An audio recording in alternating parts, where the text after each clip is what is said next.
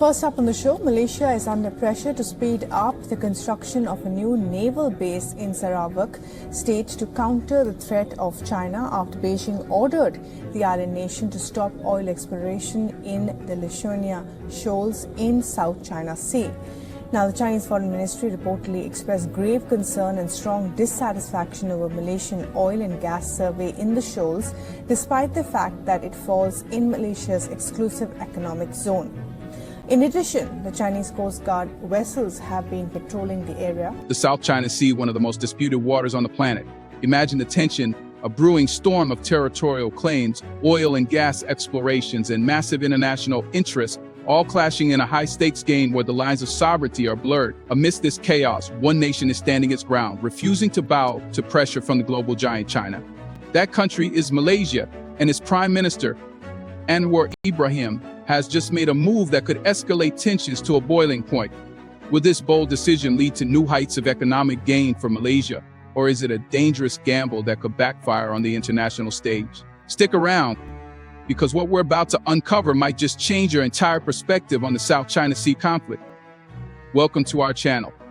Today we dive deep into Malaysia's defiance against China's claims over the South China Sea. It's a story of power, geopolitics, and national sovereignty that's sure to spark serious debate. So buckle up and don't miss a second.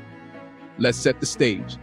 On the surface, Malaysia and China share a diplomatic relationship built on years of economic cooperation and mutual respect. But beneath this calm, the waters of the South China Sea tell a different story.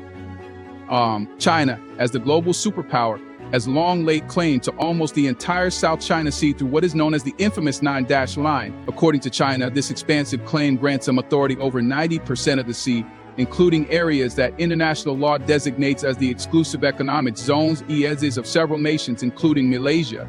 But let's get real here. What gives China the right to make such an outrageous claim? So in 2016, an international arbitration tribunal in The Hague ruled that China's claim had no legal basis under international law. Yes, you heard that right. The claim was rejected, but Beijing, in true authoritarian fashion, refused to recognize the decision.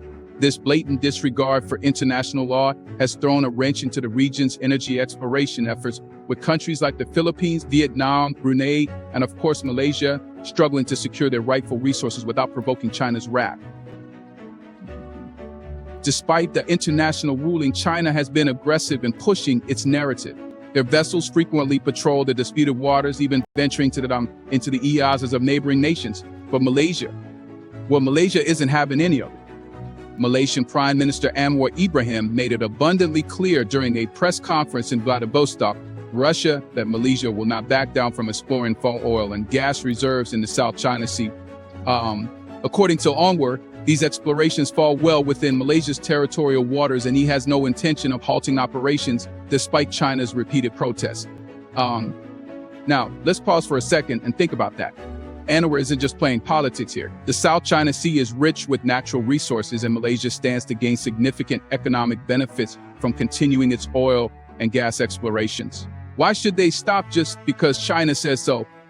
Anwar emphasized this point, stating, of course, we will have to operate in our waters and secure economic advantage, including drilling for oil in our territory. Is it really provocative for Malaysia to utilize its own resources within internationally recognized boundaries? Absolutely not. But here's where things get even more interesting.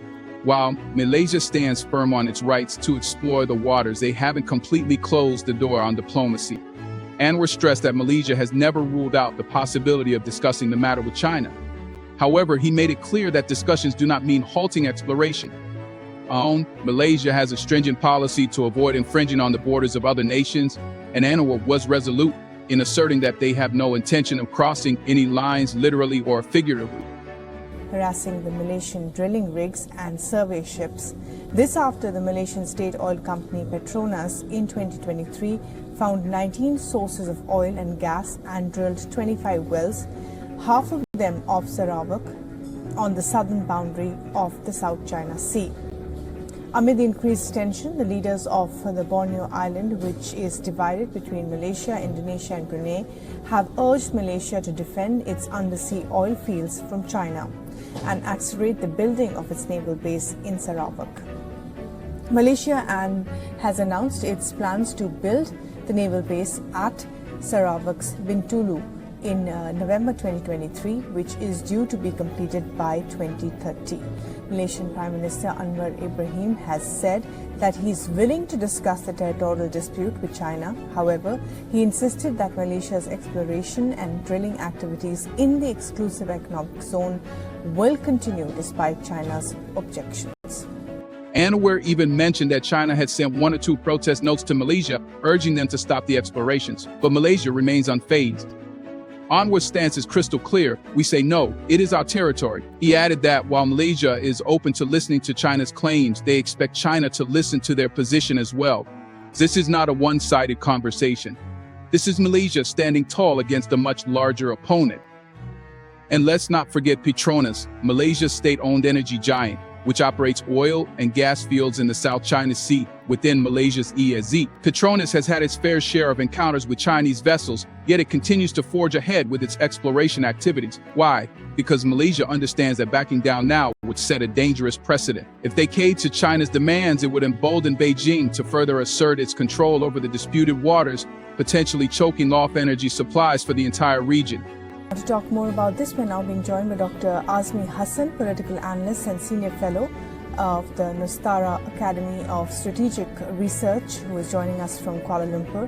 Dr. Hassan, thanks for talking to WION. Let me begin by asking you, Malaysia is potentially eyeing a more assertive stance against the Chinese government. What do you make of the latest decision? Well, not about a more assertive stance, but we have been talking with the Chinese regarding the oil exploration in our own, as you mentioned, in EZ. As we have seen that we want confrontation with China. We want, if there is any problem, we can talk about it. I think that's where the assertive comes from.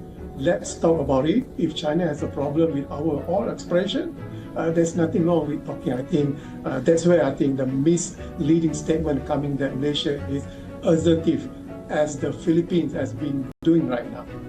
Right. You're making that difference, but Malaysia has substantial business and trade ties with China.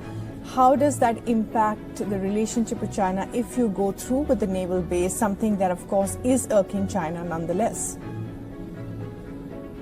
Well, we have been trading with China for, I think, this coming 15 years. I think China is Malaysia's biggest trading partner, even though we have problems in the South China Sea, as you mentioned. So I don't see any problem with that. What's happening for the last few weeks has been happening for the last, I would say, 10, 15 years. I think the reason why we are not physically in confrontation with Beijing is that we are always in talk with China if there is any problem. So I think what happened, I think 10, 15 years ago is no more different what's happening right now, except that the difference is that last few weeks, I think 3 weeks ago, China put out a diplomatic protest note. But I see that as a good sign, where China wants to resolve it diplomatically, not through physical altercation. Right. So why is this naval base important in Sarawak, even as Malaysia continues to say that oil exploration is also integral to this part of the region, which falls into its economic zone? Yeah, again, the news about naval base, I think it has been proposed, I think, for the last few years, not last year, but for the last few years. We have another base in the north of Sarawak. But here's the kicker. Despite all of this, Malaysia still values its relationship with China. Anwar went out of his way to emphasize that the explorations were not intended to provoke hostility. Malaysia continues to maintain friendly relations with China, hoping that diplomacy can eventually resolve the dispute. But make no mistake, Malaysia's priority is securing its economic future, and it's not going to let China's protests stand in the way of that. So where does this leave us? Malaysia is refusing to back down, asserting its right to explore its own waters and rejecting China's baseless claims. It's a bold move, one that could have significant ramifications in the region.